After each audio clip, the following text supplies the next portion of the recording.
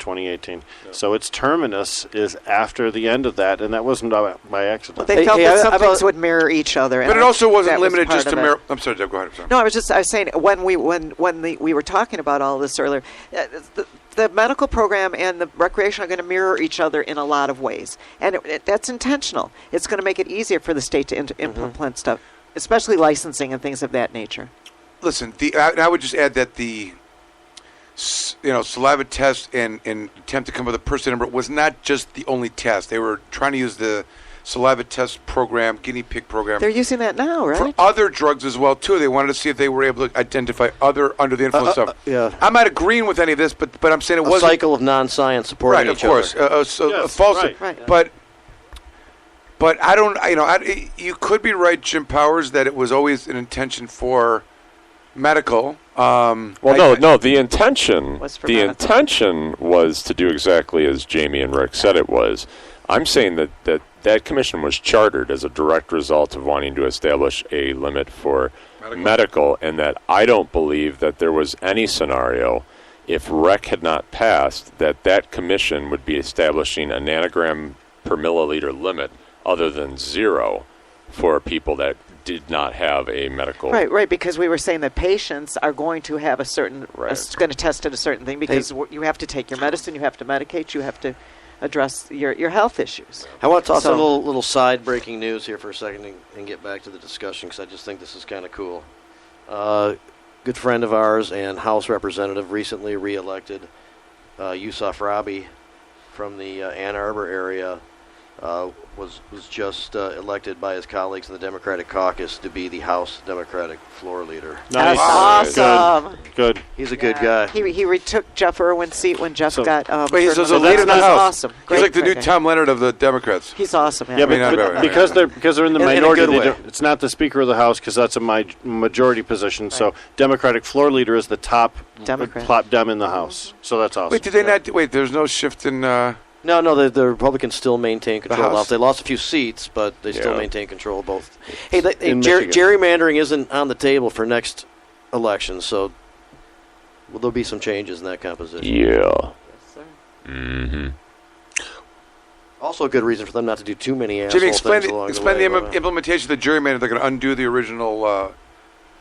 They're going to Well, instead of the party in charge being able to every 10 years draw the districts, in this last case, that responsibility was thoroughly abused to points beyond, what's reasonable for what they're supposed to be doing, and they went out of their way to figure out how to artificially gain and maintain power, and it worked effectively. A lot of people we've had problems with who are in there who might not have been there had their voters vote counted. So people will lose positions when they redistrict. They're going to have to run new office. It's going to be a whole new setup. And so now there will be a commission. Because this happened before. People 4 Republicans, 4 Democrats, and 5 Independents who get together with a budget, and they'll make these determinations annually. What? What are you talking about? This is what would be the new... The board will choose, will decide what the new boundaries are. The new system, instead of the party in charge deciding, there'll be this commission that gets formed. But it's going to change people... For the gerrymandering. We can't have these types of abuses. Some people have some concerns about it and stuff like that, and maybe some weird stuff could possibly get through like that. But certainly what's going on now is so absurd that this change is well worth... Really bad. And I think... Obviously, the majority picked up on that and put it into our Constitution. So, I don't think we're alone here knowing that. Well, people couldn't figure out how they're downriver and they're in the same district as Bloomfield Hills. How does that work? Like snakes. These little districts look like snakes. Right. They should be equal blocks. Yeah, part of the campaign strategy, those little making little creatures out of the shapes of the districts and stuff was pretty cool. Because they know that people are going to show up and vote. They carve out areas that for certain candidates. But when they did that 10 years ago, a bunch of elected officials ended up losing. Craig Covey lost his job that way because when they combined and they redistricted, all of a sudden you had two Democrats in the same. And they had to run. Yeah, so we lost some good people. We had people in power that shouldn't have been there who were assholes to our issue. So I'm really happy that this happened. Makes it Prop 3 now makes it easier for people to vote. So Democratic participation, has a maximum ability, and if we can get people to maintain some kind of desire to want to stay involved. Obviously, there was an influx of people for this elections because people wanted to weigh in, knowing what can happen if you kind of let it go.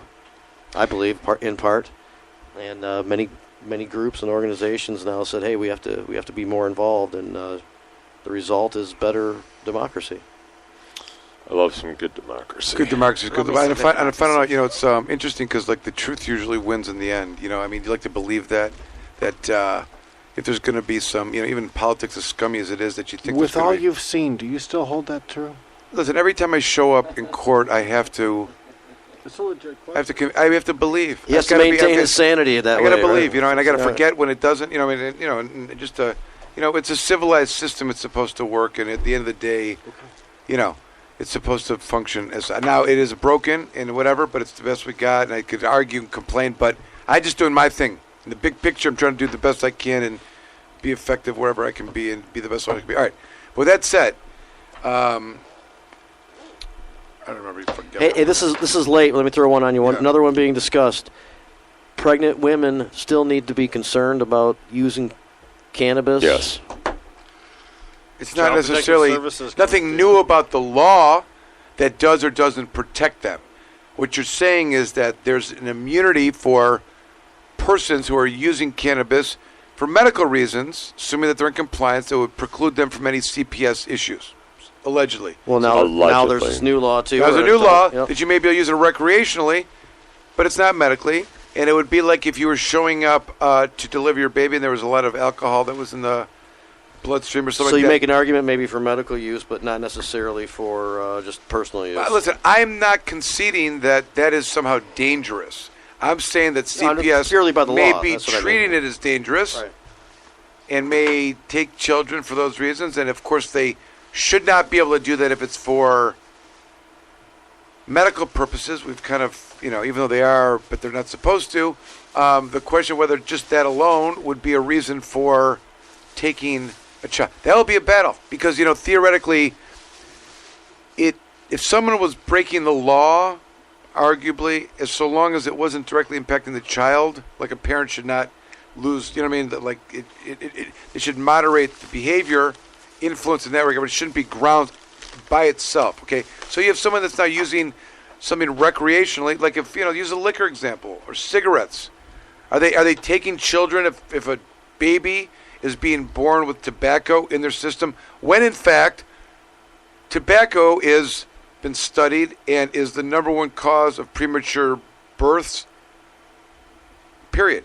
They've linked that, and they try to link it to cannabis, which is not linked. But, are they going to start doing that? They don't criminalize, but that's where it has to be. It's not going to be there. They're not taking kids for smoking. So people should be concerned.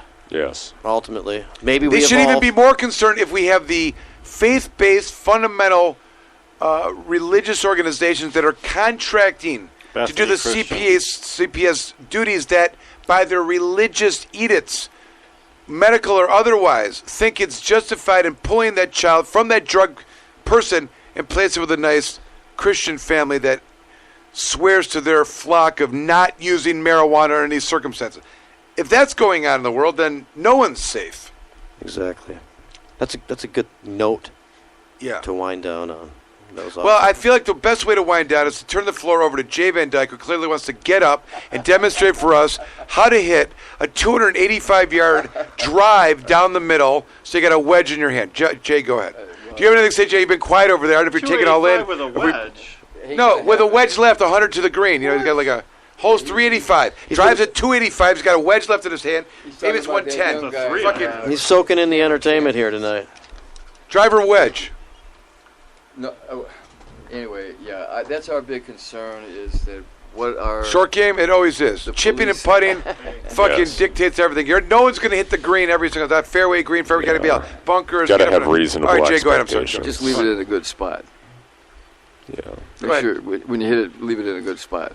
That's right. Anyway, our big concern are our patients. I'm glad that this law got passed. I'm very happy with Dana Nessel. My God, she's been a real godsend to us. But our concern is with our patients' safety and not being in an arrestable position. But I think that this law is, more than covers a lot more than the MMMA. That's protection for our patients. Yeah, law. Yeah. Right. So I mean, we're on the right track, but the advertising that they did, it didn't work for them, evidently, and people weren't. I think they read between the lines with Dana Nessle's advertising, negative advertising. But I think we're going to make some strides in Michigan that hopefully we can be the leader in the country for making these laws and keeping people safe and out of jail. But I'm just afraid because of the stats in Colorado, the 21 and over group, the arrest of marijuana patients with the recreational law is down 50%. But with use 10 to 17 years old, arrests are up 40%. And 60% of those are minority families. So the great thing about this law is that it protects youths from arrest as well. It makes the simple possession. It takes the criminalization out. It makes it a civil infraction. Yeah.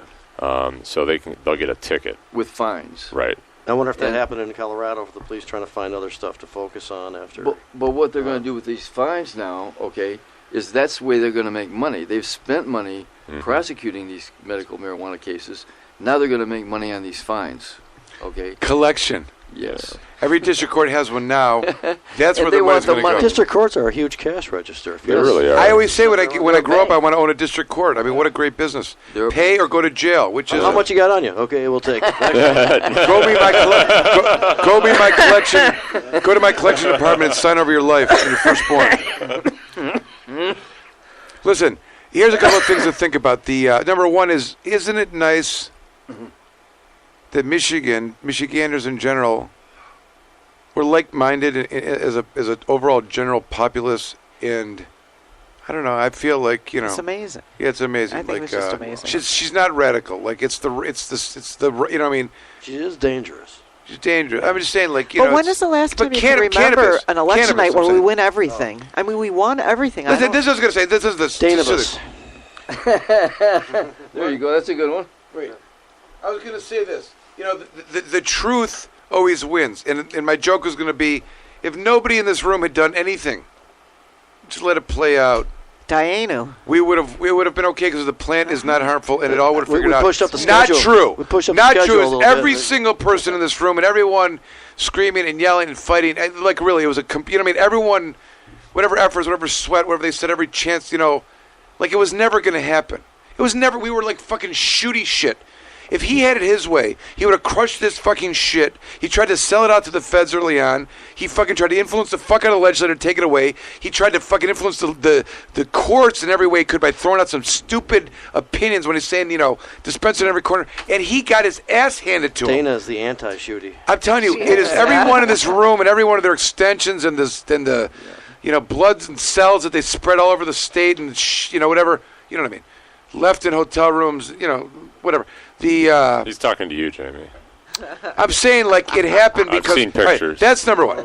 Number two, it's a beautiful thing. Number two is there is now the understanding that 2.5 ounces can be carried, and it is not a crime. I found the area I was talking about, which is that notwithstanding any other law or provision of this act, and except as otherwise provided in Section 4 of this act, the following acts by persons 21 years of age or older it's not unlawful, are not an offense, are not grounds for seizing or forfeiting property, are not grounds for arrest, prosecution, or penalty in any manner, are not grounds for search or inspection, and are not grounds to deny any other right or privilege. So there's a reference there to the possession thereof, sensing of the possession would not be a crime. Those things may not be respected at certain times as we get out. So listen, the act is written, and what it does is it allows someone to grow 12 plants. The idea here is that there's so much of it.